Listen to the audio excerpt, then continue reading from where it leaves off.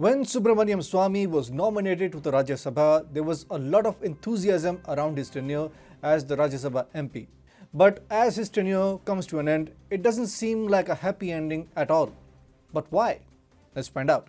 Hi and welcome to TFI English, the national socio-political analysis arm of the TFI Media Group. I'm your host Piyush, and in this video I will talk about how Swamy came to Rajya Sabha as a hero but will be leaving it as a fallen angel. Let's begin. Subramaniam Swamy is a political veteran with an illustrious career spanning several decades. However, his tenure as a Rajya Sabha member seems to be ending in a rather unceremonious way. So what changed in the past 6 years? Subramaniam Swamy was nominated to the Rajya Sabha, which is no mean achievement in itself. But it didn't really come as a surprise to anyone. He has been around in Indian politics for quite some time and people knew him as a long-time member of the Janata Party. In 2013, he joined the BJP and gained instant popularity within his fan base. Due to his activism in the Ram Setu and Ram Janmabhoomi cases, Swamy also proved his abilities and gained popularity amongst BJP's young supporters. When Swamy joined Rajya Sabha, he was expected to wax eloquence and take on the opposition while representing the BJP and the Modi government. For some time, he did a wonderful job in leading BJP's narrative in the upper house of the parliament. It seemed as if the BJP and the Modi government had something big in mind for Swamy. Swamy has ample knowledge of the Constitution of India, its economy and global affairs. He has travelled a lot and also enjoys a lot of respect in different parts of the world. So, he was almost tailor-made to hold a top constitutional post like the President of India. However, things would soon go downhill.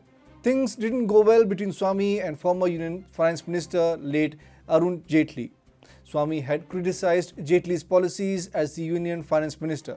As per the print, the Swamy-Jaitley rivalry dated back to the 1990s. However, PM Modi stuck with Jaitley. At the end of the day, Jaitley was a well-read man with excellent organization skills. Jaitley's organizational skills were next to no one, and he had the ability to get in anywhere from the posh localities in central Delhi to the very grassroots. And this is exactly the kind of leadership that PM Modi needed for handling finance ministry that plays a pivotal role in taking the country's overall economic growth forward. Swamy, on the other hand, is a one-man army and doesn't have noticeable organizational skills. Despite all his knowledge and scholarly achievements, PM Modi couldn't have made him the finance minister and therefore Jaitley was chosen over Swamy. However, Swamy was given a cabinet berth and things seemed to go fine despite his occasional criticism of Jaitley's policies. Yet things deteriorated after Nirmala Sitharaman was appointed as the finance minister in the Modi cabinet.